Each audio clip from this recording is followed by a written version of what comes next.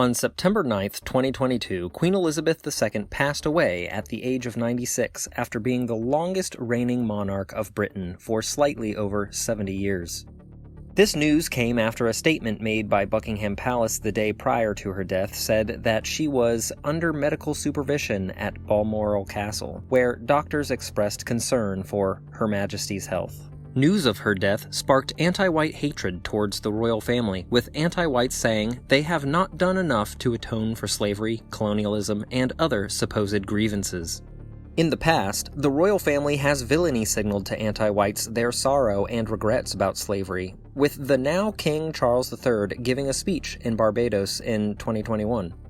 From the darkest days of our past and the appalling atrocity of slavery, which forever stains our history.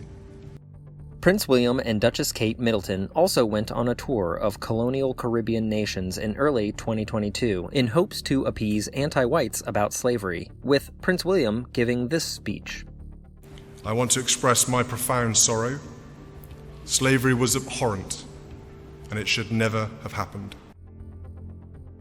Queen Elizabeth had villainy signaled in the past her agreeance with anti-whiteism.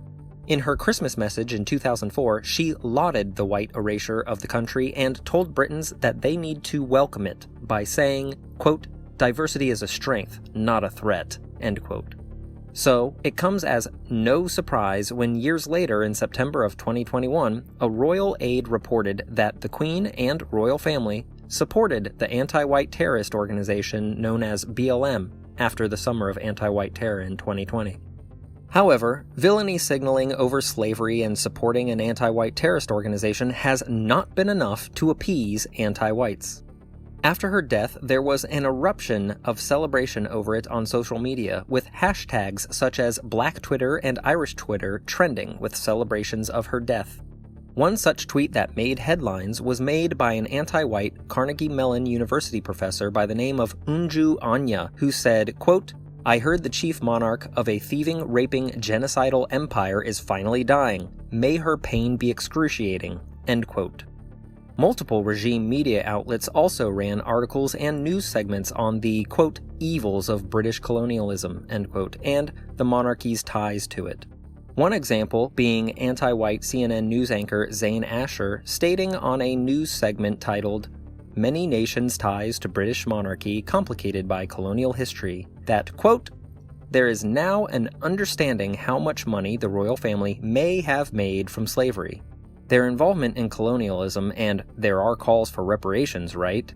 She goes on to say, "It's unfortunate that there's been no apology," end quote.